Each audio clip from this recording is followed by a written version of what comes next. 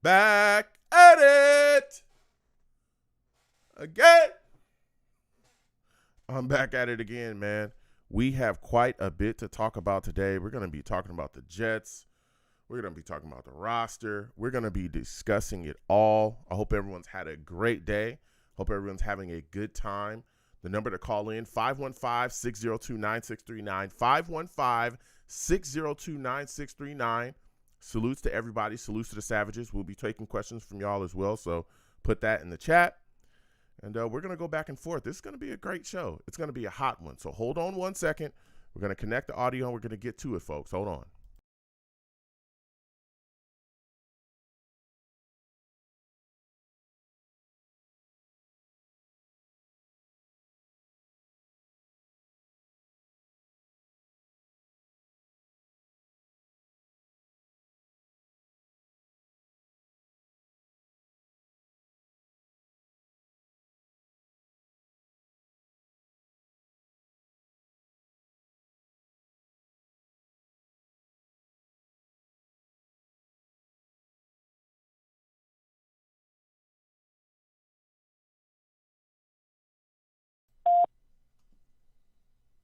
Blog Talk Radio.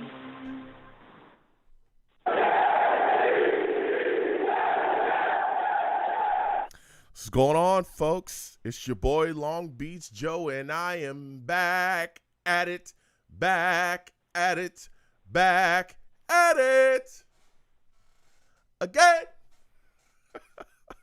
Your boy's back at it again, man. Listen, we have quite a bit to discuss. Okay, New York Jets got a lot of things moving and shaking. A lot of people moving around the Jets right now. We're going to be talking about the wide receiver position. We're also going to be talking about Aaron Rodgers. Some of the things I love that I've seen out of him so far. So I can't wait to discuss, man. So many things going on with this football team. Listen, I'm the man of the people. I'm here for the people. Let me shamelessly promote my Facebook page. Everyone go on Facebook, search The Long Beach Joe Show. Like that page. My content's up there. Go ahead and give it a listen. Message me. I'll message you right back. I love going back and forth with you folks about this football team. Also, leave me some feedback. I love hearing about what you folks think I do here on the Long Beach Joe Show. Listen, your boy's also on iTunes as well, okay? Go on over to iTunes. Type in Long Beach Joe Show. Long Beach Joe Show on iTunes. All right? Subscribe to the podcast there and leave me a 5-star rating. Give me some feedback. Let me know what you folks think about the show. I want to thank everybody that does that, okay? Also want to thank everybody that's listening to me from different places and different spaces, all right? I got people that listen to me from Germany, people that listen to me from the UK, people that listen to me from all over the place, Australia, the Middle East, Canada. Of course, salutes to everyone that listens to me within the States as well, but man, it is always crazy to hear or to see, that people listen to me from different places, way away from where I'm at. So I appreciate y'all, all my overseas listeners, just everybody that listens, but especially my overseas listeners and people that are listening to me from outside the States. I'm shocked. All right. So yeah, please, get involved with what I'm doing on iTunes. Also, Blog Talk Radio for those of you that listen over there. Blog Talk Radio / Long Beach Joe Show. I appreciate y'all. I really, really do. Your boy is also on Twitter as well. At The Long Beach Joe, at The Long Beach Joe on Twitter. Okay, please come on over to Twitter. Follow your boy. Follow you right back. Let's go back and forth. We have that conversation. And for those of you that do not know, listen, we live stream the show. Oh, we live stream the show. Yes, we do. All right. I know a lot of people that be like, hey, Joe, I'll be listening to you, but I didn't know that, you get involved with the audience. You go back and forth. You got a nice little setup. I didn't know that. And hey, man, you're handsome as well. And look, I'm not full of myself, okay? I'm not an arrogant individual. That's not what I do over here, okay? I'm just a guy that works with what he's got, okay? And, the ladies let me know, Joe, you're looking good. And I want to thank you, ladies, Thank you so much. I'm just a regular guy, just going about my day talking about the team I love, So if you want to get involved and you want to see what I'm doing over here, you want to catch the show live, okay? Come on over to YouTube. Type in Long Beach Joe Jets. Long Beach Joe Jets on YouTube. All right?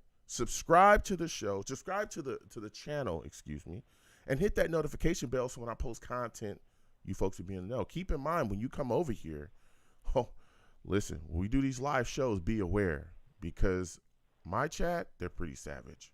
I call my chat the savages. Why? Because they're savage. Savage! Man, they get after it. Salutes to Edward Stewart. I see you in the building. Captain K, I see you as well. Salutes. Okay, listen, my chat gets after it. All right? They don't care who you are, where you're from. They're going to let you know what time it is. If they don't like your takes, if they don't like what you're bringing, if they don't agree, they'll let you have it. Nobody's safe. Not even me. I'm going to keep it real with you. And we'll come to the Savages tonight as well. The callers on the line, hold on. 914, I see you. Other callers, new callers, I see you. We'll get to you in a second. Quickly, we're going to discuss tonight, okay, the New York Jets football team. And I've been looking around, and as we know, OTAs are closed. The New York Jets are not doing a mini camp, which I've gone back and forth with many people about. I don't necessarily agree with it, but it's happening. Or it's happened, okay? Now, when you look at this New York Jets and some of the things that we've done this season to really improve positions, I started to look at this wide receiver position, and it's what I'm extremely excited about, okay? And I'm excited about it because I think that there's so much potential to truly have an explosive Jets offense, especially with Aaron Rodgers here at the helm, right? We got Aaron Rodgers. We all know Hall of Fame quarterback. He's going to be a first ballot guy, and he's coming in here to handle business. And he's been all business since he's gotten here. We've also got Nathaniel Hackett as well, new offensive coordinator, but a guy we've seen have success in different places, right? We saw him really put together a great offense in Jacksonville with the quarterback in Blake Bortles that was not good at all right? And they had success there. We also seen him have great success with Aaron Rodgers in Green Bay. So when you look at this situation here with the New York Jets wide receiver position, man, we've got some talent. And we really have a chance to make a big-time impact in the NFL, putting up points and handling business. And I'm going to talk about some of these wide receivers. I'm not going to discuss every single wide receiver we have. That would be crazy because I could go on about the New York Jets for about 5 hours. I could, all right? But I want to get to the people, and I want to talk to the callers, and we'll get to y'all in a second.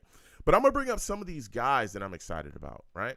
Some of these players that we have here that I think could really do something. And the first guy I'm going to talk about is Allen Lazard, all right? Now, we know Allen Lazard. We got him from Green Bay in free agency. And he was a guy that I was excited about and still am excited about because, let's keep it real, from the gate, he let it be known, hey, look, I'm here because I think Aaron Rodgers, or I know that Aaron Rodgers is going to be here, all right? And I want to come play with my homeboy, you know? I want to come play with the guy that I know can get things done and handle business, all right? But what he brings to this offense is something special because not only is he familiar with Aaron Rodgers, he's familiar with Nathaniel Hackett in this offense. He knows it through and through. He was there in Green Bay, and they handled business the way he wanted to handle business out there. Now, he comes here, and he's a big, big wide receiver. This guy is 6'5". He's a big target. He's hard to miss, man. And what he does is he opens up some things within our passing game as far as being a red zone threat. If you look at the New York Jets last year, we struggled in the red zone. That was one of the biggest issues, was putting up points. There were so many games where our defense kept us in games. I mean, strictly, our defense kept us in games because of the way that they played, but we could not finish drives. We couldn't get points. We couldn't punch it in. We couldn't put points up on the board. Well, with him here, he gives us a red zone threat, a big target. It opens up things like fades in the back of the end zone, jump balls in the end zone as well. He gives you a big body that when things are breaking down, you can go, I'm going to chuck this up there, and he's going to beat this corner because you can't teach size, right? Now, the thing about Allen Lazard that I look at, right, I'm just wondering, can he break 1,000 yards for the first time in his career? Can he do that here with the New York Jets? We have the situation set up for him to do it, right? Aaron Rodgers is here. He's familiar with the offense. He knows it through and through. He has a lot of opportunities to do those things here, especially with some of the other pieces that are going to be around Allen Lazard. Now, the closest I think he's gotten to 1,000 yards within his career is 788 yards, right? I think that was in 2022 he got that. But I want to see if Allen Lazard's going to be able to break 1,000 yards because I definitely think he'll have the targets, okay? So that's my big question for Allen Lazard. What is he going to do? Can he get over 1,000 yards here with the New York Jets? Then you look at Garrett Wilson, the other guy I know that's going to be outside. Let me tell you something. I can go on about Garrett Wilson for days, man. Oh.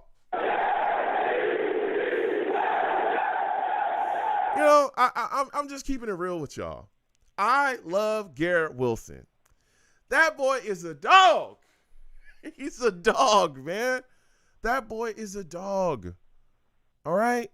You want to talk about a dude that has shown you that not only from the time that he stepped in here, from the time we drafted him, he let it be known, I'm here to work. I'm not here to joke around. I'm not here to play around. I'm not here to just, I'm not just resting on my laurels saying, all right, I made it to the NFL. Good for me. I'm going to shut it down. No, he's let it be known. Hey, look, I'm coming here. I'm putting full pedal to the metal. I'm gassing up. It's all throttle. I'm going to come in here and make a big-time impact in the league. I want to be the best wide receiver that I can be in this NFL, right? And he is so, so tremendous, man. And I think he's due for a tremendous upcoming season as well, right? We know, Offensive Rookie of the Year, all right? He shattered the New York Jets rookie wide receiving record that was held by Keyshawn Johnson for a long time. He had over 1,100 yards the past season. And my thing with Garrett Wilson this upcoming season is, will he be able to continue to take the next step, get better, move forward, right? Will he be able to do that now that defenses are going to truly key in on him, all right? Listen, Garrett Wilson is, not that he was a secret before, but he damn sure ain't a secret this upcoming season, right? He's definitely not a secret now. The word is out around the league. That dude, Garrett Wilson, is the real deal. Everybody knows it. Everybody sees it, okay? Everybody. So I'm wondering what's going to happen now that defenses have a full year of tape on him. They're going to be keying in on him. He's going to be the guy that I think the New York Jets are going to make an offensive focal point here. Will he be able to continue to achieve the type of production that we all think that he will be? Will there be an ascension in his numbers? That's the big question for me for Garrett Wilson, okay? Keep in mind, there's a lot of people saying that he's going to be the Devontae Adams of this offense. Can he be that? Now, we know that Aaron Rodgers has talked about him and Devontae and the similarities, and he's talked about moments, right? We've heard it. We've heard it out of his own mouth. He's talked about moments during OTAs where he looked at Garrett Wilson making plays, and he was like, whoa. He was like, whoa, that was kind of crazy. And that's not the only guy that we've ever heard that from. Corey Davis has talked about it, right? Garrett Wilson's rookie year, I'll never forget. Corey Davis said he was watching him out there make some plays, and he was like, wow, this guy is crazy. Like, this guy can do a whole lot of stuff out here. What? Are you really just a rookie? So I'm wondering now that Garrett Wilson is going to be the guy, because I think he will be, right? The New York Jets have struggled for years, and we talked about this. And salutes to everybody in the chat, E. Manning, Jack Kenna, Edward Stewart, everybody going off. I'll come to y'all in a second. We've talked about the New York Jets needing that guy, right? That guy that everybody else has, okay? The guy that when things are breaking down, when things aren't going right, when things just aren't happening for the offense, when you need a play, okay? I need a play. I just need somebody to go out there and make it happen. Can we lean on you for a drive, all right? We need to get down the field, and we need to score. Okay? I don't give a damn if I got to throw the ball to you 7 times as we continue our troop. Can you be the guy to handle that type of load? That guy, that number one wide receiver guy, right? We've been talking about the New York Jets being in need of that, and I believe that Garrett Wilson is that guy. We're going to be talking about that tonight. I believe he is that guy. I think that the New York Jets he's literally going to be the guy here. The DeAndre Hopkins kind of guy. The Devontae Adams type of guy, that when things are breaking down and Aaron Rodgers needs to go somewhere with the football, bro, just throw it in Garrett's direction and let him handle it. And we saw that last season, right? Zach Wilson. I mean, there's a myriad of quarterbacks here that he had throwing the ball to him, Okay? Myriad of quarterbacks, whether it was Joe Flacco or Mike White or Zach Wilson, right? We saw him often be the guy that when things were breaking down, they would just chuck the ball out to him and Garrett just go make something happen. You go watch that Miami game at the end of the season and tell me that Garrett Wilson doesn't have that type of talent. And I'll tell you that you're nuts, because he does. He was the only guy out there offensively like making anything happen in that game. It was just him. That's it.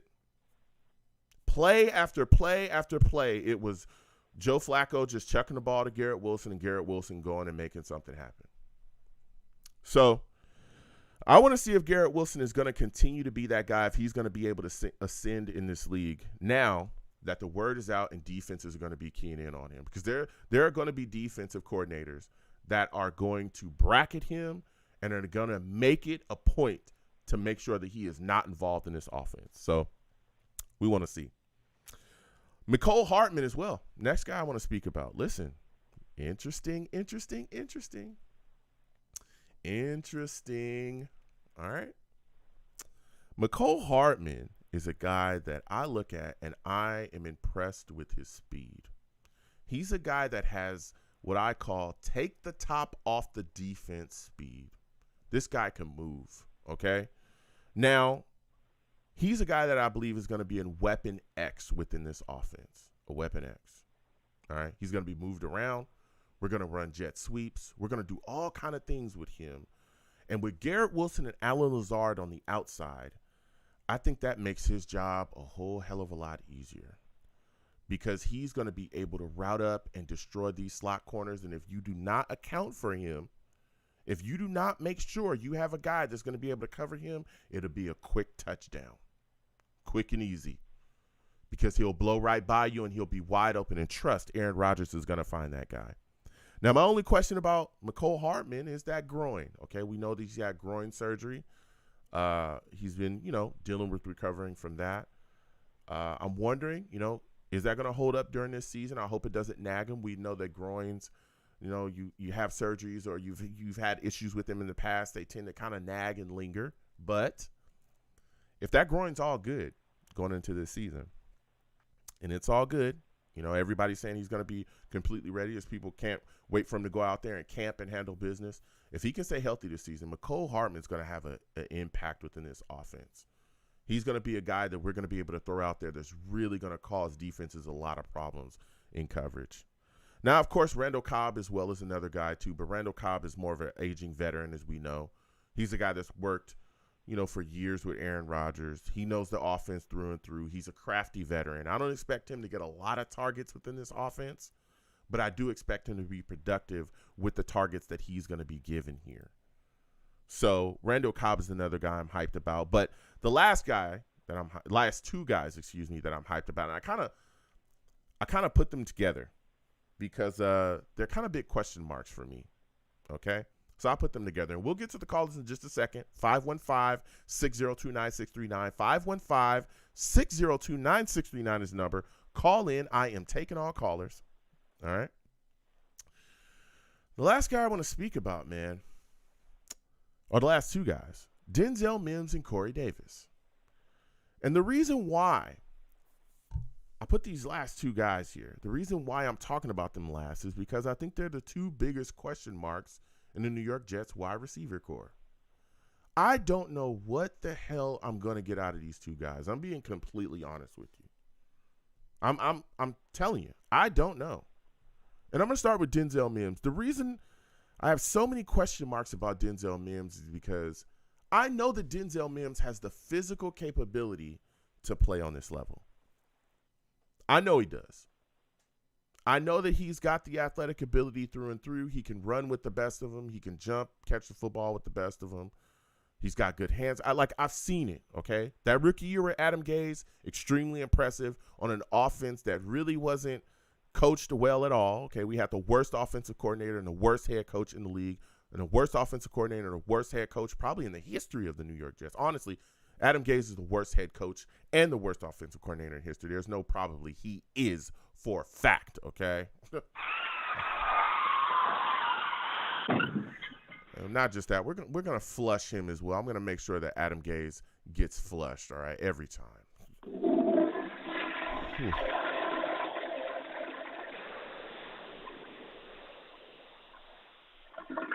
Every time he's gonna get flushed. But we saw Denzel Mims go out there that rookie year and really put some things together. To the point where we were so impressed by him that we were hoping in the second year that we would see a major step forward. But nothing kind of came from it, right? After that rookie year, the next year, he just got lost in the sauce in Mike LaFleur's offense and just nothing came to fruition with him. Nothing. And we've been waiting to see what Denzel Mims is going to give us. Now, things have changed. Mike LaFleur is no longer here. He's with the Rams, I believe, and we'll see what he does there. But we have Nathaniel Hackett here now. Maybe Nathaniel Hackett is the offensive coordinator that is going to be able to unlock the potential that Denzel Mims has. Maybe he's the guy, especially with Aaron Rodgers here at quarterback. Mind you, Aaron Rodgers is all about preaching the gospel of this offense. Oh, yes, to everyone. There's even, pictures and tape of him talking to Brownlee, a wide receiver, that isn't even guaranteed a roster spot here. He's teaching guys, veterans, everything that he could possibly teach about this offense, right? Maybe Denzel Mims, with Aaron Rodgers as his QB, walking him through everything that he needs to know about this offense. Maybe Denzel Mims with Nathaniel Hackett, a guy that is known to have a history to help guys that aren't the best really ascend in this league and become solid. Maybe with those forces combined, we will finally see the emergence of Denzel Mims. Maybe. But I have questions, man. I'm wondering, what are we going to get out of him? Because if we can't get anything out of Denzel Mims with those forces, a Hall of Fame quarterback and a damn good offensive coordinator in this league, if we can't get something out of him with those two guys, I don't know what his future is here with the Jets.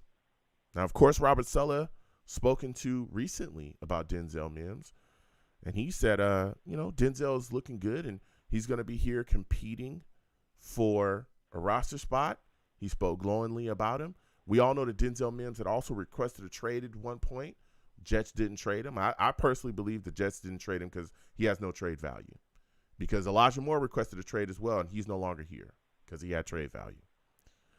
So we'll see what happens going forward with Denzel Mims, but he's a big question mark. And Corey Davis is the other big question mark as well. I like Corey Davis. Everyone knows that, right? I used to call him. He would pick up. Now when I call him, it goes straight to voicemail. I don't know if that's his number anymore. Maybe he blocked me. I have no clue. But back in the day, I used to call Corey Davis. When I needed something, when I needed help, when things were going out there, not going right out there on the field, I say call Corey Davis, call up, get him the football. All right? I'm surprised that Corey Davis is on the roster these days because Corey Davis has had issues, okay? Injuries. We've seen him miss quite a bit of time. Hip injury, knee injury. He had concussion last year. He missed a lot of time. That's nothing new. Then we also seen Corey Davis drop a lot of footballs as well, okay? That was killing us. Drive killers. Dropping first downs, dropping key catches we needed him to make. And I thought that Corey Davis was gone, especially with Alan Lazard signing, because Alan Lazard is just the better version of Corey Davis, to be completely honest. But he's still here on the roster. And he's got to be here for some reason. And all the rumors swirling is that he's going to be on the Jets roster this upcoming season. That's what everybody's saying. That's what I'm hearing. Okay, cool. That's all right. But what are we going to get out of Corey Davis is the big question. Is Corey Davis going to be healthy? That's the bigger question. Because if Corey Davis can remain healthy, relatively healthy this season, if he can make the key catches that we need him to make, that we know he can, man, Corey Davis is going to be able to light this offense up. and he's going to be able to help the New York Jets wide receiver core truly ascend in this league. Because, again, he's a big body guy. We've seen him go up and get the football. We watched Zach Wilson just literally lock into him game after game, throw balls up in his direction. He was able to go and get them sometimes, right? Now we have greatly improved quarterback play here with Aaron Rodgers. And we have an offensive coordinator in Hackett that's willing to put some things together. Can Corey Davis find his way within this offense to be able to make an impact? That's a big question for me. If he can stay healthy and if he can figure out how to return to himself and catch a football more often and not be near the top of the league in drops, man, this New York Jets wide receiver core becomes almost uncoverable. Real talk. So we're going to be talking about that tonight. I don't want to go on and on because we got callers and I want to talk to people. That's what this show is about. I love going back and forth with my Jets brothers and sisters, sitting down, showing love for the football team and discussing these things because I have a lot to talk about. All right. I got a lot of questions. A lot of people don't have questions about this team. I do. All right. So we're going to get to the line. 515-602-9639. 515-602-9639 is the number. Call in. We're taking all callers. Wherever you're watching me from, please subscribe. If you have not subscribed to the channel, hit that notification bell so when I post content, you folks will be in the know. Also, please hit the thumbs up button as well. Share the stream on your social media along with your friends and your family. I want to thank everybody that does that. If you want to give to the platform, the super chat is there. If you don't want to hit the super chat, the Cash App is at the bottom of the screen. Anything you give to the platform is greatly appreciated. All right. Keep in mind, we come to the Savages as well, so ask your questions. Jack Kenna in the chat says, LBJ, how many years does Aaron Rodgers play? At this point, me personally, I think that Aaron Rodgers probably plays 2 or 3 years. All right. So I think we'll at least get another season after this one. You know, if he's fully healthy and everything goes good, I think he gets. I think we get 2 to 3 years out of him, and then we'll see if Zach Wilson is the guy or if the New York Jets decide to take a quarterback. Keep in mind, Aaron Rodgers talked about one of his responsibilities that he feels he has here with the New York Jets outside of just performing on the field and, you know, paying dividends out there. The other thing that he's here to do is to ensure that Zach Wilson is going to be ready when he decides to walk away, which is huge. And that's the leadership part that I'm talking about with Aaron Rodgers, and we'll get to that later. 515-602-9639. 515-602-9639 is the number. Call in. We're taking all callers. First caller I am going to is my guy, Jake. Jake, we're coming directly to you. Ted, other callers as well. Hold on. We'll get to everybody. Jake, salutes. I want to thank you for calling into the show. Before we let Jake go, because I'm sure he's got quite a bit to talk to you about. Listen, Jake, we got to let everybody know, Jake, he's a savage. Savage! Jake, salutes. I want to thank you for calling in tonight. Listen, Jake, I've been talking about this New York Jets wide receiver situation here, and I want to get your thoughts on this, man. What are your expectations for Garrett Wilson this upcoming season, and do you think that we'll see him take a step forward with defenses now knowing who this guy is for a fact and keying in on him defensively? Joe, happy Tuesday. It's been quite a while. We haven't talked in, about over a month or so? So yeah. It's kind of like a reunion again. So nice to chat with. I hope your summer's going well. Oh, it is. You know, it's bright, sunny out here. How about yourself? How's your summer going? Is it hot where you are? New York City, it's only going to get worse. So right now it's actually not too bad. But, the summer heat kind of picked up. And, of course, football always the burners keep going up with that.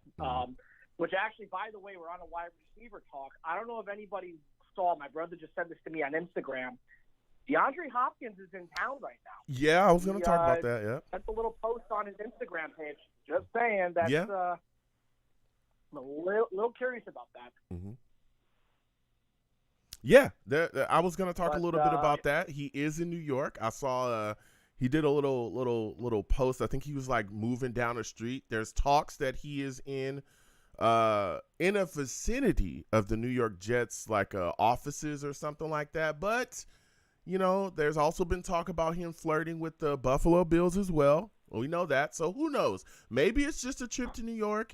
Maybe it's a trip to New York to talk to the Jets. I don't know. I'm not putting too much out there, but we do know that there has been talks about about DeAndre Hopkins and the New York Jets possibly, getting together. But we'll see. But what are your thoughts on Garrett Wilson, Jake? What are your expectations for him coming into the season? Do you think he'll be able to take a step forward with defenses now keying in on him and making sure that he gets taken away the best that they can? He's going to beat Devontae Adams. Mm. I have been saying this since the second Rodgers got here. He's going to be Devontae Adams. This kid has all the credentials to be a Devontae Adams kind of player.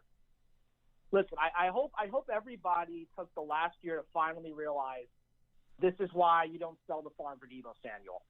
This is why you go with the guy that was hot from the start, had a great college career, doesn't get injured, no drama, nothing. This guy is what you prayed Keyshawn Johnson was going to be without all the drama. This guy is it. This guy will probably right now go down maybe as the best Jets receiver of all time after this year. Wow. I'm really not kidding about that. This kid is Wow. going to be a superstar. He is going to be more than Art Monk, all these guys. This guy has all the intangibles to do it. And you can't ask for a better situation with this quarterback to do it after the I don't even want to call it dumpster fire of crap on crap of the situation at quarterback before. So that's what I'm telling you.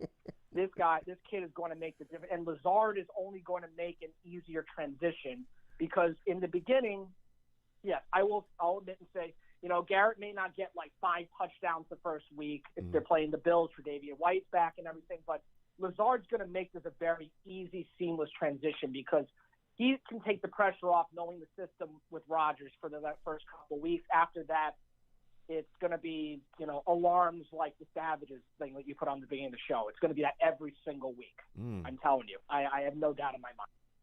Okay. Listen, and I hear you. I hear the big expectations for Garrett Wilson. You think he's going to be the best New York Jets wide receiver ever in the history of the Jets, which is, look, he's got talent. I'll tell you that. He's definitely got the talent to do that. And again, he as a rookie, we saw him shatter Jets rookie wide receiver record here. So when you look at that, how many yards this season are you expecting him to have with Aaron Rodgers as his QB? To me, I think 1,300, 1,400 yards is very possible. Okay. Yeah. Very possible. It could be higher, but I'm not going to get crazy. I want to see how he does. I mean, the kid can average probably that 100. He's got that Justin Jefferson type potential in him. He really does. Yeah. Justin Jefferson's done this with a mediocre quarterback his whole career. Mm-hmm. Yeah, I mean, I could see that. Again, you go back and watch certain games, it seemed like Garrett Wilson was the only guy really out there offensively locked in and ready to go. I talked about that Miami game, I think it was to finish the year, where he just was like the only guy. And Joe Flacco was just finding him time after time, and Garrett was going out there making plays. And that was in a game that honestly was meaningless. We were out of the playoff chase at that point, and we could just lay down. And he went out there and showed people, I'm not done until it's done. I'm going to continue to play through the whistle until the season's over. I'm going to go out there and lay it all on the line regardless of what the outcome is. And so, listen, Garrett Wilson is going to be a force to be reckoned with. But I want to talk to you about Allen Lazard as well. You talked about Allen Lazard making that seamless transition. And he knows the offense. He's worked with Aaron Rodgers. He understands his expectations. Do you think that we'll see Allen Lazard break 1,000 yards for the first time in his career here with the New York Jets? Yeah, I can see that happening too. I can see that happening. I mean, the question is, it's just about, you're talking about guys like Denzel Mims and Corey Davis. So, like, I think one of them are going to be gone at training camp. I think Mims or Davis are going to be gone. I think Mims is probably the better chance to probably get traded. I think he's just going to get propped up in preseason. There's just not enough room. Traded for what, though? Room for him. He hasn't done enough. Traded for what, though? I mean, I hear what you're saying, but traded for what? I think the New York Jets haven't traded him yet because he has no trade value. Like that. No, well, Joe, let's be frank here. What has Joe Douglas done for players that have done next to nothing? He turns them into picks. He turned Blake Cashman into a sixth-round pick. I'm not afraid of what Joe Douglas can do in turning a player into something. So I don't think he has no value, but I don't think you're going to get a fourth, fifth-round pick for him. I'm not delusional, but I think they're going to try to get anything they can. It's going to be a 2024 pick or 25 pick if it has to be. Look, the bottom line is Corey Davis. The reason why we're still even maybe flirting with the idea of DeAndre Hopkins and all that stuff is because at the end of the day, Corey Davis's contract can just get cut any day. That money goes right to the amount of what DeAndre Hopkins is going to want, maybe a little bit more. You can obviously up the ante. Mm-hmm. So it's not like if they're taking big salary caps. I really don't see the point in Corey Davis being on this team. I really think he has just been a underachiever. He's too injury prone. I think he's been so hyped since he got drafted. I just don't really see what he's going to do until he can stay healthy. I just think that it's just there's the proof's in the pudding to show you that guy can't stay consistent. Yeah. And I'm just a little concerned, and I think the Jets have kept that in the back of their head. Look, it's not crazy to think like why they wanted to go after like these receivers in the past years with guys like Tyreek Hill, even though they got Garrett Wilson. But they wanted Odell Beckham. I mean, I don't like, thank God we didn't get him. I think the guy's a cancer. I'm glad we didn't overpay for him. But Joe Douglas is still thinking about ways to improve the wide receiver core. And, I think what they have is okay. I think it's still absolutely solid, but, they want to get over the hump. And if they think that if DeAndre Hopkins' market is starting to cool off in some ways, maybe it has. I'm just saying I think Corey Davis right now is somebody who's kind of just on the roster because he has continuity with the team. But do I really, truly believe he's going to be a difference maker? I don't. I just don't. Yeah, I mean, that's to me, again, he's a big question mark. And for a lot of the reasons that you said, I look at it and I go, hey, if he's a guy that can't stay healthy, your best ability is availability. So if you're not on the field because you're hurt, whether it's the hip or whether it's the knee or whether it's I believe he had like a groin injury or something like that at one time, and then it's a concussion. It's like it's always something where this guy's missing significant time with the New York Jets during the season, which kills us. And then when you're out there, there's question marks about your hands. You're dropping footballs, critical first downs you're dropping, critical catches that we need you to make, you're dropping. So we'll see what happens going forward. And again, like you spoke about as well, that contract, and that's one of the surprises to me, especially with the New York Jets talking about the cap stuff. And this is why I think that he might actually be on the roster for the opening season. All these restructures and things that we've done, right? We could have just got rid of Corey Davis and saved like $10 or $11 million like that, lickety split. But we didn't do it. And he's still here. He's still here. So there's got to be some type of reason why he's here. I don't know if they're waiting until camp. I don't know if they're waiting until, after a certain time to get rid of him. But we could have got rid of him, and we could have kept a bunch of cash. But I'm telling you, he's still, he's still here for some reason, whatever. But if he can put things together, I think Corey Davis could have an impact here with the New York Jets wide receiving core. And speaking of a guy that could have an impact as well, we talked about Lazard and Garrett Wilson and all these guys, but Mecole Hardman, to me, is one of the more interesting guys that is here on this wide receiver core because of what he brings, which is pure, unmitigated speed.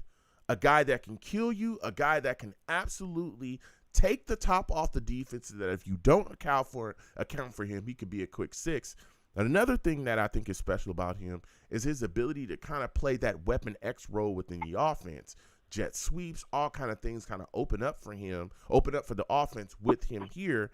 Give me your thoughts on Mecole Hardman and what he brings, and what are your expectations for him coming into the season?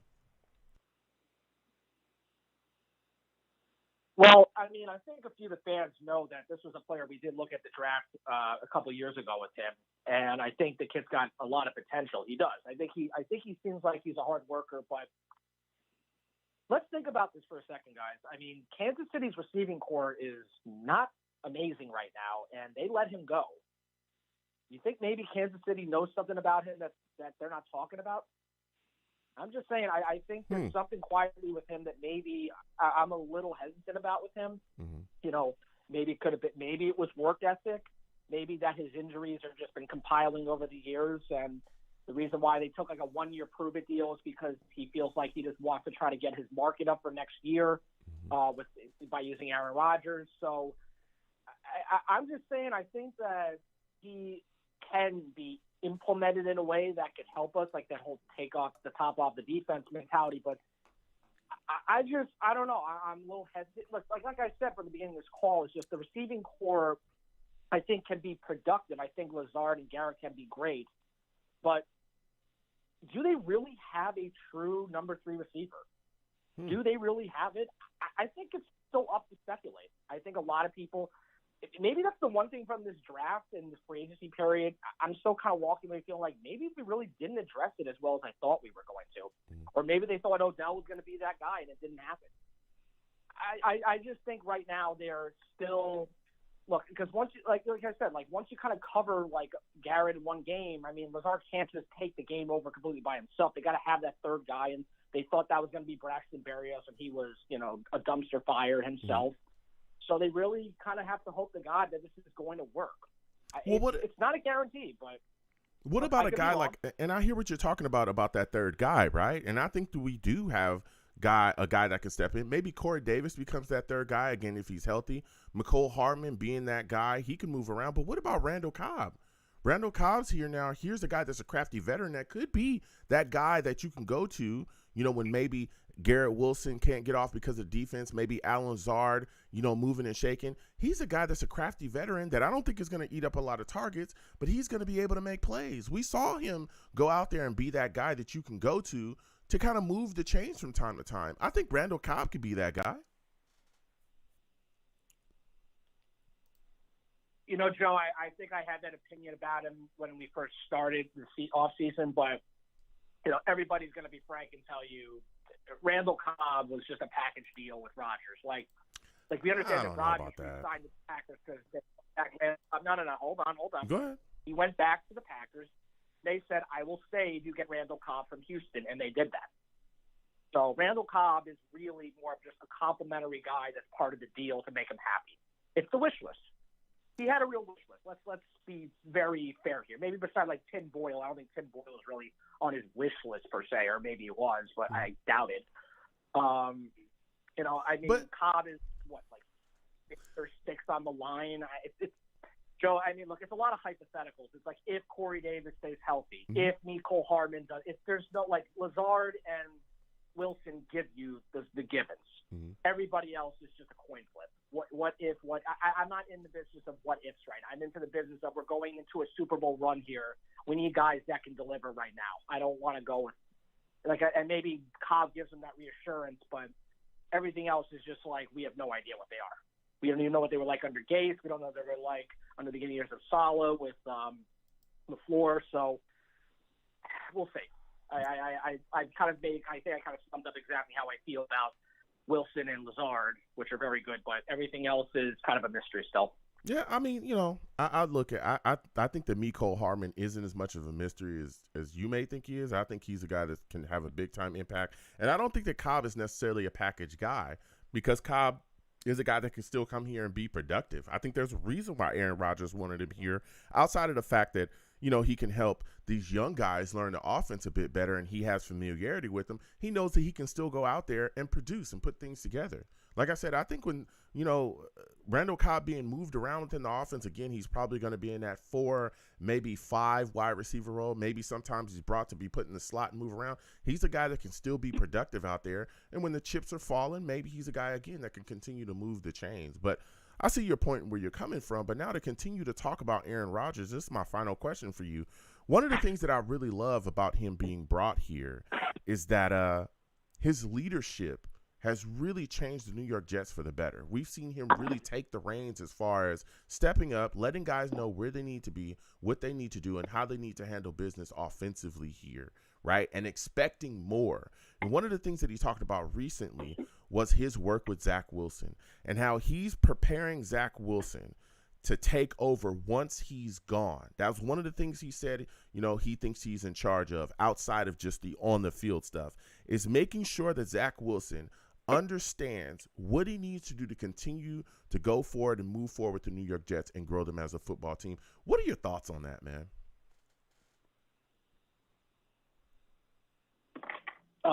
Well, he liked Zach Wilson during the collaborative group practice about a year or so ago, so that helps. Let's wait and see. Joe, I think you know how I feel about Zach Wilson, and I'm not even going to really get into it. I don't even want to get into this kind of hypothetical until a year or two from now. I want to focus on who's a quarterback right now, and we have a real quarterback. I'm going to leave it at that. Okay, Jake, listen, I want to thank you for calling in. Next time I have a show, I want to hear from you, all right? You got it, Joe. Take it easy. All right, you have a good one. Listen, Jake didn't have too much to say there about Zach Wilson and Aaron Rodgers showing some leadership there. I'll tell you what, I loved it, man. I loved it because that shows you that he's a guy that understands what time it is around here, okay? And the reason why that's important to me is the New York Jets have struggled and have been snake-bitten at the quarterback position for years. I'm talking years. We know that. That's why we all rejoiced when Aaron Rodgers was brought here, right? That's why we all rejoiced, because we finally got a guy that's going to be able to throw the football around the league like we need him to. That was the biggest issue last season. Zach Wilson, we had all these guys could not get the job done from the quarterback position. We finally got a guy that's going to be able to come in here, square things up, and handle business. And not just that, he's going to make sure this guy that we took with major draft capital, at the top of the first round, we took this kid, and there's been a lot of things happening with him, right? He hasn't been able to decipher things as quickly as we all hoped. Things just aren't working out, but there's still a place for him in this league. And Aaron Rodgers is saying, look, this kid's he's got what it takes. He's got the physical ability. It's just we need to slow some things down. He also talked about working with him on his mechanics, stripping down his mechanics, getting him faster, getting his head to move as fast as his feet are moving, and understanding the offense. Now, let me paint this picture for you guys. Aaron Rodgers here maybe 2 to 3 years, right, gives us really good quarterback play. Then when he hangs it up and says, you know what, it's time for me to move on, he's coached Zach Wilson along with Nathaniel Hackett in an offense that Aaron Rodgers helped build with Nathaniel Hackett. They've coached him up so much that when it's time for him to take over, he continues forward, and he's a guy that's an above-average QB, Pro Bowler, or borderline Pro Bowl quarterback. Think about how good that would do for the New York Jets, coming from where we come from.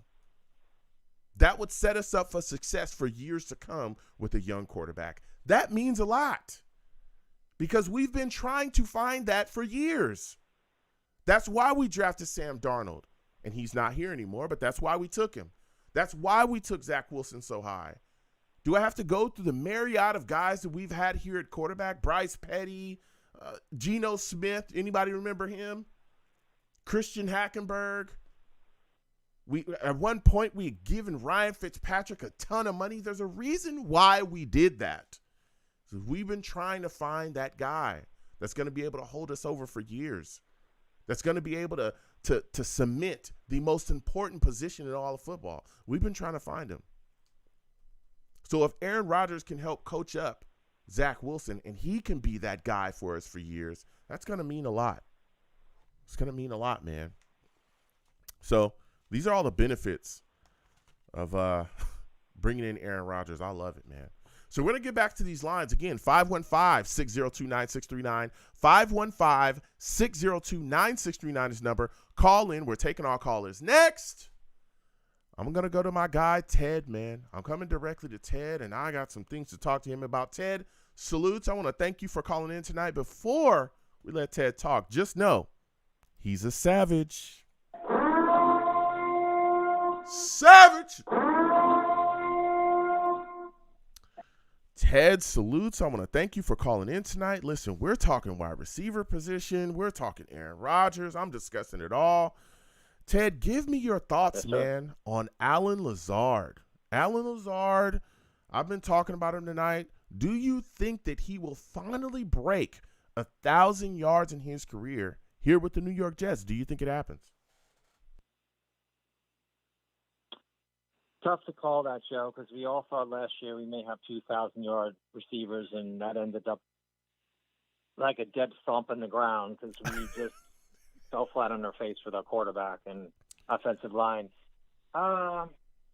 It would be nice if both Lazard and Garrett had 1,000 yards. Mhm. That would be awesome.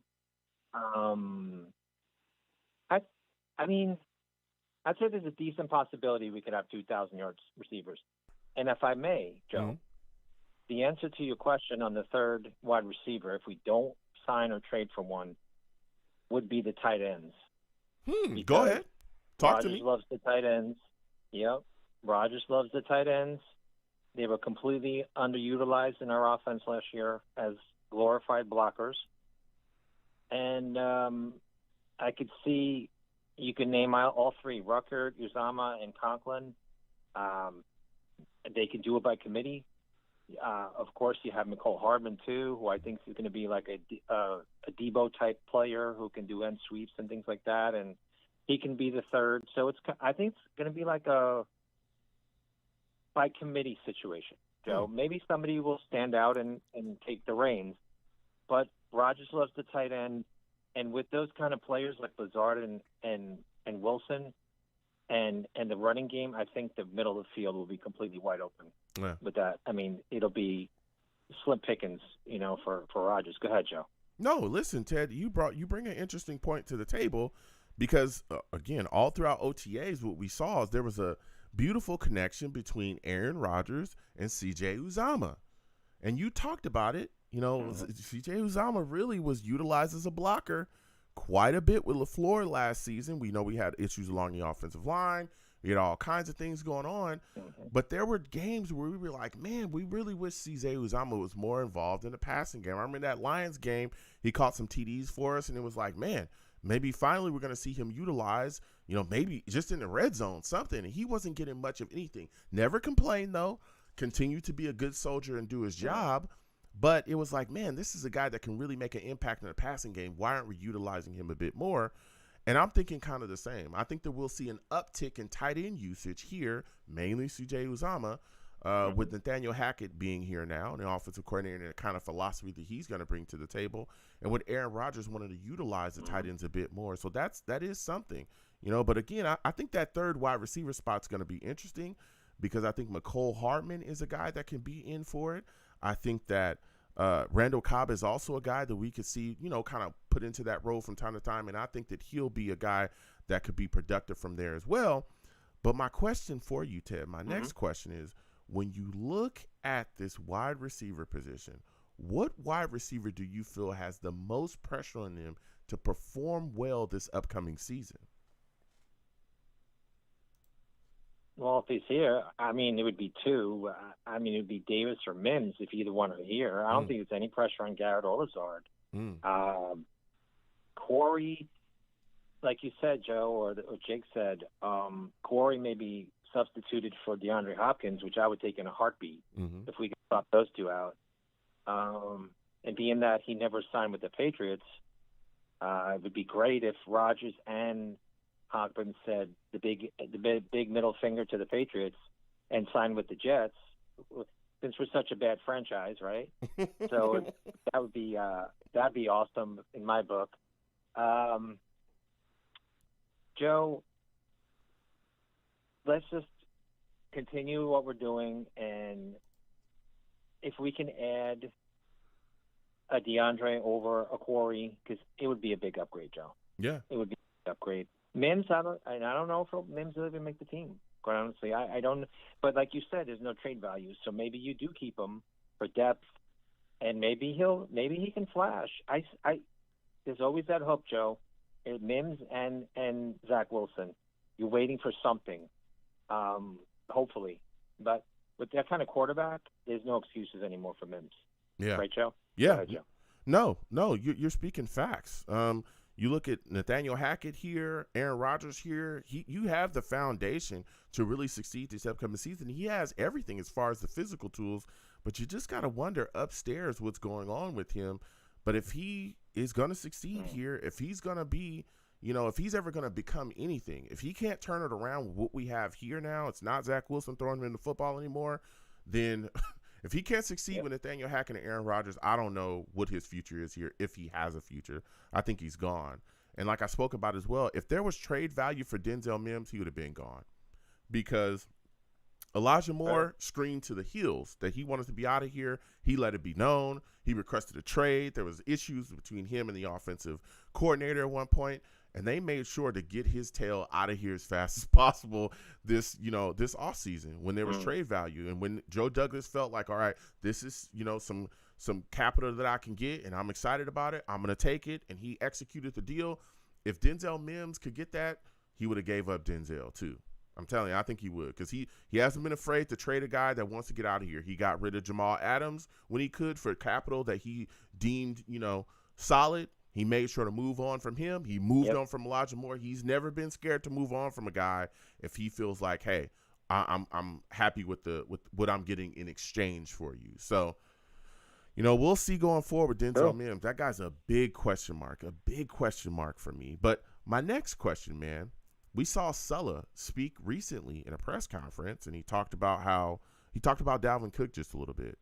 The media asked him about, the thoughts about Dalvin Cook becoming a Jet, and goodness gracious, I can't even say the damn word. Interestingly, he said, we'll turn the stones over on that one. That one. But he kind of deferred a bit to Joe Douglas as far as the contract talks. What are your thoughts about this looming idea that Dalvin Cook could become a Jet? And what do you think that what kind of impact do you think he would have here as a running back here with the Jets? Paired with Breece Hall, at some point whenever they decide to implement Breece Hall coming back from the injury. But what kind of impact do you think he'd have here within the running back position? Oh, Joe, he could be 1A to 1, or he would take the number 1 while Breece was still on the mend, because I wouldn't rush that guy back at all. Mm-hmm. I would ease that guy in 10 snaps a game for the first six games or whatever it takes, because you got to make sure that he's all right and he's in for the long season, because it's going to be a long season, Joe. Mm-hmm. We're going to make a deep run, Joe. We're going to make a deep run. If we can get our offensive line going, oh, yeah, we will. We can make a deep run into the AFC. If we could just ease him in. Dalvin Cook's a pro. He's had a few injuries, but he's been very productive. And he can be the bellwether. I mean, he can be the lead back for a few weeks. And like you said on one of the previous shows, who's going to be the odd man out? And that's a tough one. But Dalvin Cook, for his leadership and his productive play, I would take him. I would take him in a second, Joe, as long as it's financially, what's the right word? Legitimate. Financially feasible. Sound. Yeah, feasible. Go ahead, Joe. Yeah, financially feasible. Is the right word, Joe. Yeah, I mean, I can't say interestingly, so. Financially feasible, right? Would make sense for the Jets. Like I said, if he's a guy that can come in, and, Dalvin Cook, we've all seen him. He's been in the Pro Bowl for however many years in a row now, had over 1,000 yards for however many years in a row now. He's a guy that can get it done. It'd be very interesting to see him be brought in here because, man, it would really add a spark to our running back situation here, because you can end up, again, we'll see what happens when Breece Hall is able to come back whenever they decide to implement him. But Dalvin Cook is a guy that can come out the backfield and catch the football. We've seen that. And, man, if you give him an inch of daylight, he'll take that and take it to the house, no problem. But that brings me to my next question for you, because we talk about Breece Hall, And there's a lot of New York Jets fans that have big expectations for him coming back this year. We know that he was having a tremendous year before he went down with the knee injury last season, right? A lot of people looked at him and said, hey, he was going to be the offensive rookie of the year. Garrett Wilson kind of alluded to that himself. When asked by the media, he was like, man, that boy Brees cold. You know what I'm saying? Everybody knows that Brees was on that path. And so a lot of Jets fans have big expectations for him coming back this season. And I want to know, do you feel like those expectations are unrealistic because he's coming off of an ACL tear? Yeah, he's a young guy, but he's a back. He's going to run. We know he's going to be out there, but he's still going to kind of have to feel his way with that knee because he's got to make sure it's 100. And then there's a lot of things that those guys go through. Sometimes guys come back from ACL tears. They wonder, or not wonder, but they have to go through a process of figuring out how to trust that knee. They go through a lot of things. So do you feel like the expectations that Jets fans have for Breece Hall as far as yardage and usage and all that, do you feel like it's unrealistic because of what he's coming back from? Yeah, I would temper my expectations a little. I wouldn't look at stats. He was definitely in the running for the Rookie of the Year award, Offensive Rookie of the Year. Joe, fans are fans. You got to do what's right for the player. I'm thinking back on Dalvin Cook's history. He might have had a knee injury, so maybe he can guide Breece through his mental processes, in terms of coming back, being that he's such an experienced player. Joe, fans are fans. If he gets 10 touches a game for the first 3 games, I'm not going to be upset at all. I just want that guy for the long haul, not this year, next year and the year on, because he's an extremely talented player. That's the kind of player you want to just not hurry up. And that's why the Dalvin Cook signing would be such a huge bonus for them, quite honestly. Plus, we have a rookie back we can, stick in there for a few, and see what he's got. He's got some quicks. So, we have a lot of options. No reason to rush him back, Joe. No reason to rush him back. Yeah, there is no reason to rush him back. And even you talked about it as well, and I was going to bring that up too. Dalvin Cook has had an ACL injury himself as well and gone under I think he had surgery for it as well too. So yeah, he was able to come back as well and really put things together. But I wonder sometimes, especially with Jets fans, because we do have a history of getting on players. We do have a history of, really bringing it to people, especially after, injuries, guys coming back, trying to find their way. And I look at what happened with like Carl Lawson this past season, coming off of an ACL tear. He went out there, and to me, Carl Lawson looked very good. I think he had 7 sacks this past season. He's providing pressure, but a lot of Jets fans expected, 15, 16 sacks out of him because he didn't do that. There were people screaming for us to get rid of him. I know you heard it, Ted. I do a show weekly. I've had people call in and talk about how we should have cut Carl Lawson, save money, get him out of here, do this, do that.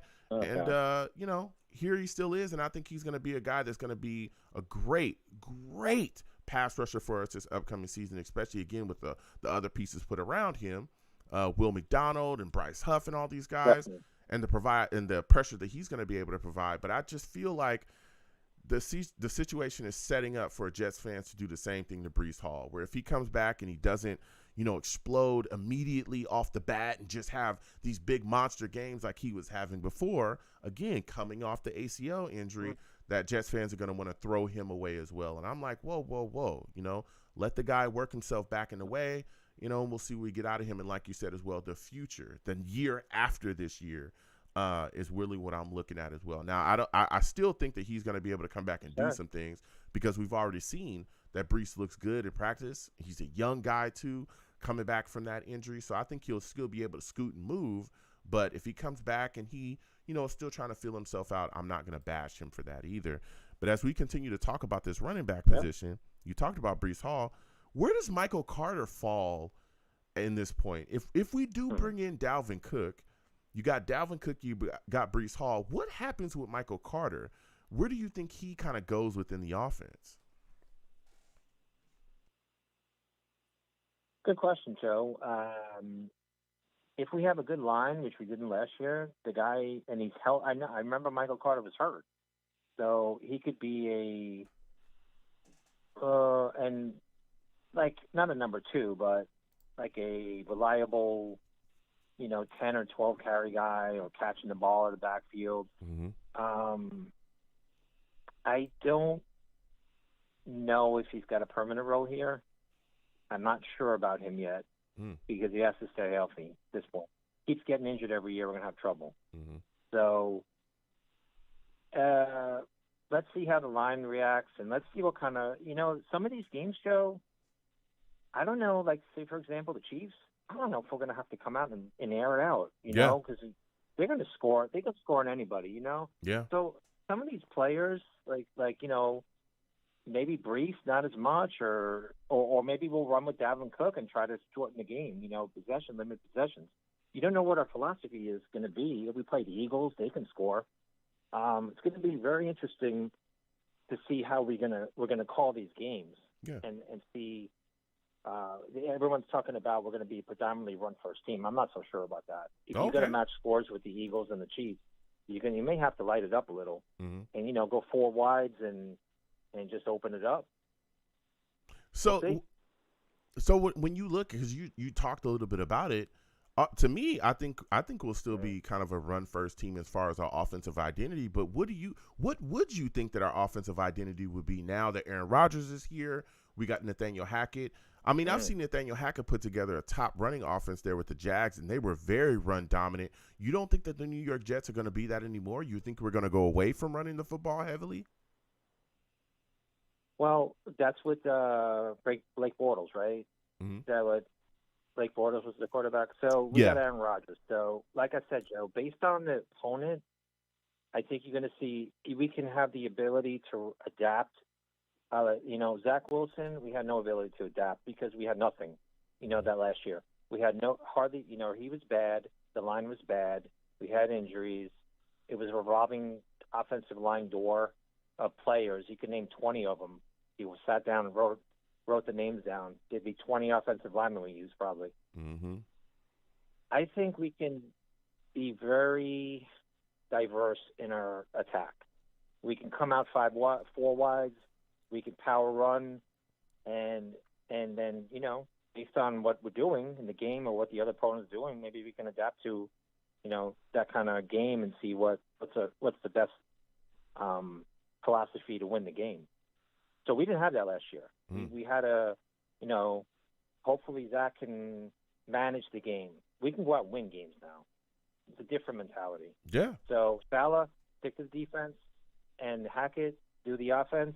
And Douglas, get the players you need, and let's go make a run. Yeah. That's the way I look at it, Joe. No, yeah. I mean, we'll see what happens going forward. I mean, like you said as well, it's a very interesting kind of thought process when you look at what we have now and the things that we've done in the past as far as our offensive identity. Because, we were very run dominant, but it was mainly because we didn't have the QB. We didn't have upper echelon QBs. We didn't have an Aaron Rodgers. So, of course, you're going to run the ball heavily when you got Mark Sanchez or you got, Ryan Fitzpatrick out there. You want to kind of – that's when you want to run the ball. You want to take the ball out of the QB's hands as much as possible.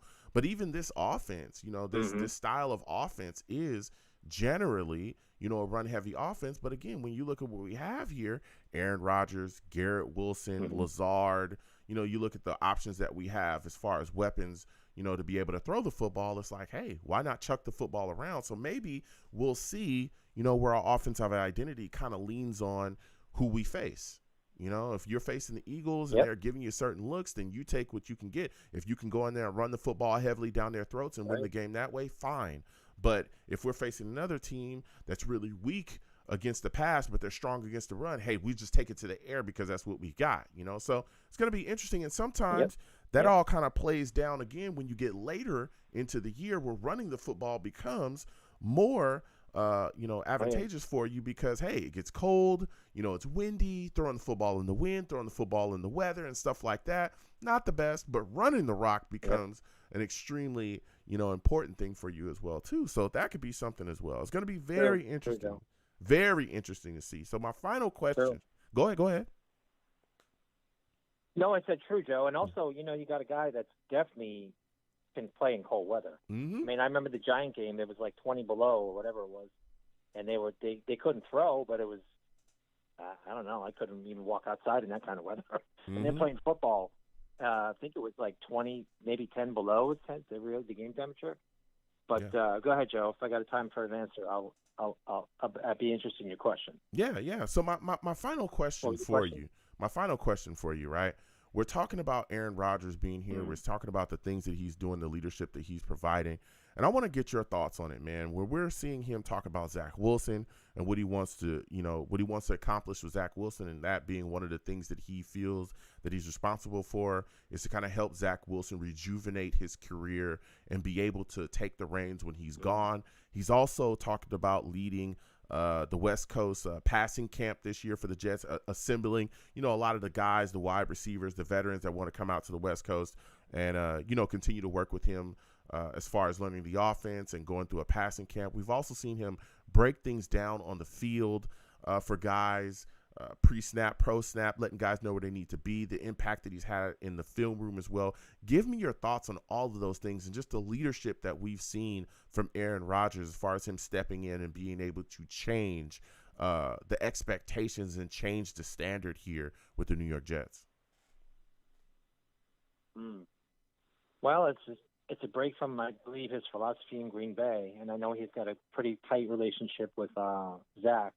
Aaron Rodgers does. So if he can get the most out of Zach with some actual professional coaching, which maybe Mike LaFleur could not do for him, for Zach, and you get a Nathaniel Hackett in there with a Hall of Fame quarterback, if they can make that happen and make, help Zach become a franchise quarterback, that's a huge bonus on top of potentially, a Super Bowl or anything that Rodgers can bring. Mm-hmm. So I'll take whatever we can out of Rodgers on and off the field. Mm-hmm. Yeah. Yes, I mean, It is what it is there. Oh, I got one more for you. Sulla talked about recently as well. They asked him about Hard Knocks. They asked him about Hard Knocks. Yeah. And he came out and said basically that the Jets were not interested in being on Hard Knocks. Hopefully it's another team, just not us, kind of, it's kind of what he said. Are you surprised that that's kind of the idea or attitude that the Jets, or at least Sulla, and it seems like the Jets front office and everybody doesn't really want to be on Hard Knocks, because in the past, the Jets would clamor for stuff like this. Woody Johnson would love for us to be on the front page and in everybody's faces. Are you shocked that the Jets seemingly kind of want to turn down Hard Knocks and don't want to be on, the HBO or wherever it's broadcasted now? No. I have I don't want to say a perfect answer, but my answer to you is Woody Johnson at about 80 years old is finally grown up as an owner. What? He's finally grown up as an owner. Really? You think so? Yeah. Yeah, I do. At least he's trying. Joe, the Rodgers thing proved to me that Woody does want to win finally. And he wants to win, but to hire some of these buffoons that he hired before and all the trauma that the Jets fans went through with the revolving door of quarterbacks and GMs and coaches and the Adam Gases of the world and all the I can name all of them. And then you come in and you get Rodgers and you get a Salah and you get a high-end GM like Joe Douglas who knows how to draft. Mm-hmm. I think, like I said, Joe, I think he's finally learned that, all right, I don't have much time left. And then I want to win one of these things and not just sit there and, make money and show up at the games every year. Yeah. So, like I said, maybe he grew up a little as an owner. Yeah. Or learned a few things at 80, whatever he is, 70-something. Yeah, maybe you might be right, Ted. Maybe he's wisened up. Maybe he's like, you know what? Yep. This is our year. All right, we already got a bunch of primetime games already. Let's not blow it up with more cameras and more shenanigans and more hoopla. Let's just get down to work. Let me tell you something. And you talked about this. I mean, you have, Super Bowl deep run expectations. A lot of Jets fans are saying Super Bowl or bust. I think Aaron Rodgers, that might have come out of Aaron Rodgers' mouth. Like just talking about Super Bowls and things like that. He definitely has talked about that as well. wanting to win and get a Lombardi. Yep. You know, so there's big expectations, Yep. and you heighten that with all the distractions that come with Hard Knocks. Maybe they're pushing all that stuff out the door now. Maybe we are seeing a more grown-up, more adult approach to football around here, Ted. I mean, it's a change, isn't it? Yes, sir. It's a change. Yeah, quite a it's change. welcome, Joe. And then Joe, real quick. Yeah. You have a guy like Rodgers who really could cement his legacy, and to come in here and win a Super Bowl would put him over the top. Yeah. To play, he's already great, NFL great. Yeah. But to come in and do it here after all our, fiasco type situations, we haven't won since '69. Mm-hmm. It would put him over the top, and he'd be like a Mark Messier type idol. Messier was an NHL New York Ranger great who came in and won the cup in '94. So, anyway, Joe, I have high expectations, Joe. It can't come soon enough. I got talking to my daughter, and college football's coming soon, and then we have the NFL, the preseason games, and we have to get through those, and then it won't be long. So that's all I got, Joe. It won't, and we'll see what happens. Listen, Ted, I want to thank you for calling in tonight. It's always great talking to you. You have yourself a good one, my friend. You too, Joe. Take care, Joe. You have a good one.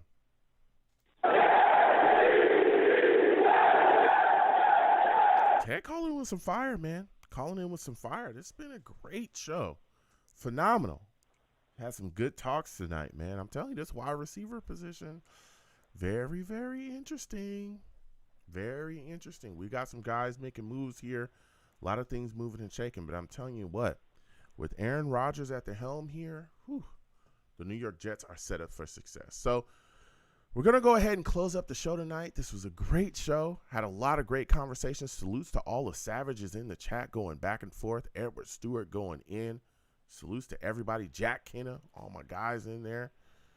Man, it's going to be interesting as we continue forward talking about this football team and analyzing situations. So listen, I am the man of the people. I'm here for the people. Let me shamelessly promote my Facebook page. Everyone go on Facebook, search The Long Beach Joe Show. Like that page. My content's up there. Go ahead and give it a listen.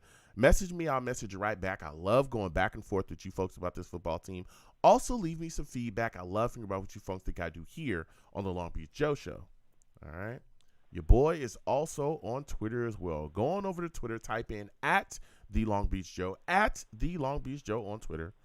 Personal Twitter is at YoungJ000. All right. Go on there. Follow me. I'll follow you right back. You want to troll me? No issues. I am the troll that lives under the bridge, and I will have my Vera Tucker jersey on at all times. At all times, I'll have that Vera Tucker jersey on. All right. He's going to come back and dominate y'all. I'm keeping it real. I'm keeping it real. All right. If you want to get a good player, just get somebody from SC, man. Get a guy from SC, USC. You'll have no problems. All right. We produce juggernauts here. All right. We produce pure juggernauts at USC. That's what we do. All right. So please, go on over there, follow me, and let's go back and forth. I'm also on YouTube as well. Okay, come on over to YouTube. Type in Long Beach Joe Jets. Long Beach Joe Jets on YouTube. All right, subscribe. Hit that notification bell so when I post content, you folks will be in the know. Okay. Also give the videos a thumbs up. And if you want to troll me, get in those comments, troll me, and we can go back and forth. And as always, people, when you see me in person, because you will see me in person, it is arms out, chest open, free hugs for everyone. Free hugs for everyone. The hugs will cost you absolutely nothing, no matter what anyone tells you. I want to thank you folks for calling in, for all the savages in the chat going off, going back and forth, commenting, and just interacting with me any way that you interact with me, all right? You folks are the absolute best. I'm telling y'all, without y'all, I'm nothing. Thank you for taking the times out of your day to go back and forth and interact with me any way you can. So until the next show, folks, you folks have a good one. Peace. 1 second, folks.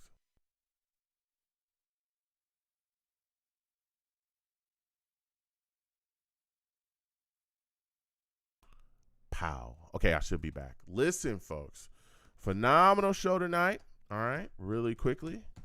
Exclamation point links in the chat brings up my link tree. That link tree has the links to all of my social media platforms. It also has links to all of my YouTube pages, the content that I have. Reactions are going to keep coming. Salutes to everybody that's watching the reactions, commenting, going back and forth. I appreciate y'all. Please get involved with all of those pages, subscribe to them, and hit those notification bells so when I post content, y'all be in the know. All right. Again, give the stream a thumbs up if you haven't already. Share it across your social media with your friends and your family. I appreciate y'all, those of you that do. Yeah, we have a lot of fun over here, and we do a lot of fun stuff, so get involved with what we're doing. This show, year-round, we do a live radio show. We talk about the New York Jets. We'll continue it throughout the offseason. We're going to be doing a lot of things, breaking down positions and all this stuff, continuing to go forward. We got camp coming up. We got a lot of things moving and shaking. So, please continue to get involved with me. This number right here is the number to the show for the foreseeable future. It will not change, okay? What people do to get on the show earlier is the lines open. My show generally goes live at 7 p.m. Eastern. Yeah, 7 p.m. Eastern is when the show generally starts. People call in at about 6:50 or 6:55 p.m. Eastern and wait on the lines for a couple of minutes.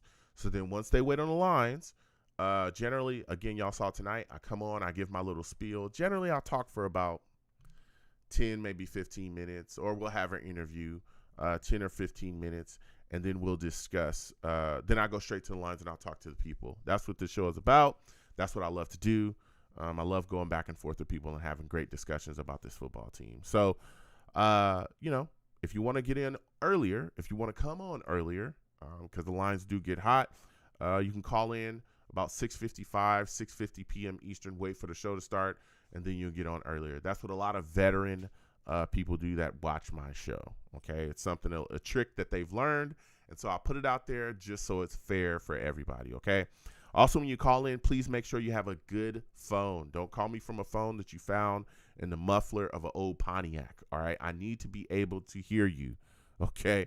Make sure your lines and your connections are good. Don't call me on some crazy headset that has you in another room trying to talk to me and I can't hear you and it's echoing and all that stuff.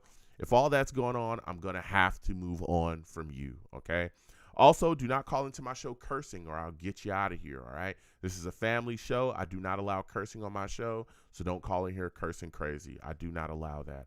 Also, do not call into the show trying to yell all crazy. Don't try to yell over me. I'll get you out of here for that too. This is a respectful show. This is a family show. Let's have that discussion. I love passion. I'm all about being a passionate fan. You can call in and yell about the team and stuff like that, but when we're having that discussion, have that discussion. Don't call in here and be crazy rude trying to yell over people. That sounds crazy. My audience won't be able to understand you, and neither will I. All right? So those are the only kind of rules to my show. All right? Other than that, we have a lot of fun. I listen to people. Even if I don't agree with your perspective, I'm still willing to hear you out. I want to hear what you have to say because it's always interesting, to hear people's different perspectives on situations and different perspectives on what's going on. So that's what we do over here. We have a blast. We also do live watch-alongs during the season as well. During the season, we watch the game together, and then after the games, we have a live radio show, and those are always hot, always hot. We have a lot of fun doing that. So, again, subscribe, get involved with what I'm doing over here, hit that notification bell, and give the video a thumbs up. Yeah. Oh, you might catch me gaming on the channel, too. Eventually, I'll get back to that when my schedule allows. So, if you see me in here playing Madden or NBA 2K or something like that, don't be shocked. Come on in, join your boy, and talk about what we be in here discussing. So, get involved doing that. All right. So, we have a blast here.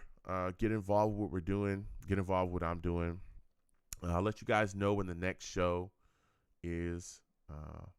I'll let y'all know because it's going to be crazy.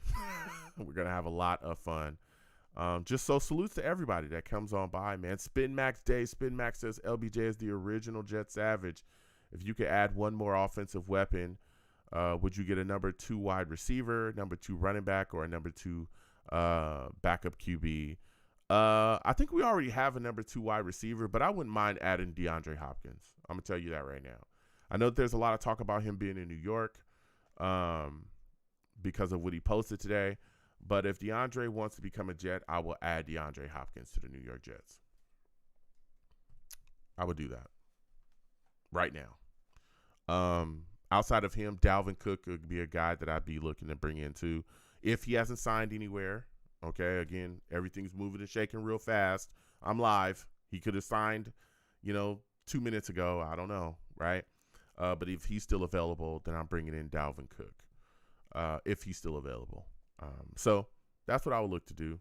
But, yeah, the Jets have some interesting situations. Again, it's shocking. Corey Davis is still here. That's $10 or $11 million that you can instantly clear up and have on your cap. So I don't know. I don't know what's going on here. You know what I'm saying? But it is what it is. All right. So salutes Tim Collectibles as well. Salutes Spin Max Dave. Salutes to you. Edward Stewart, always good to see you in here. Salutes to you as well. Jack Kenneth, salutes and respect to you too. Just salutes to everybody that came on by, man. Said what's up to your boy. Again, we're going to continue these shows throughout the off season. Coach Grady, always good to see you in here. He says, I'm looking forward to seeing Israel Abanikanda. Seen him play here the first time in Lincoln High School. Salutes. That's good, man. Israel, I'm telling you, he's going to be a solid back within this within the running back rotation. I'm very interested to see what he's going to be able to do this upcoming season as well. E Manning, salutes to you. Good to see you in here as well. Just salutes to everybody that came on by, man. Captain K, everybody. We're going to continue these things rolling throughout the off season. We're going to continue to have a lot of fun, man. So I got to get on out of here. Schedule's crazy. Listen, folks, be safe. Okay, be safe. A lot of crazy things going on in this world. All right, a lot of wild things going on in this world, and I don't know why. All right, because people are getting crazier and crazier these days. I don't know, but I don't know what's going on upstairs with some people, but they're wilding, all right? So, listen, sit down with your friends and your family, all right? Eat some good food, watch some good TV, and make those moments, man. Make those moments with the people that you love the most and let them know that you love them, okay? It's extremely important in my life. I hope it's extremely important in yours because you never know. You know what I'm saying? You never know. So I'll see you folks in the next show. Got more content coming as well. So enjoy that. And we got more reactions coming as well. So I hope y'all, continue to watch and enjoy those as well. So I'm going to get on up out of here. All right. You folks have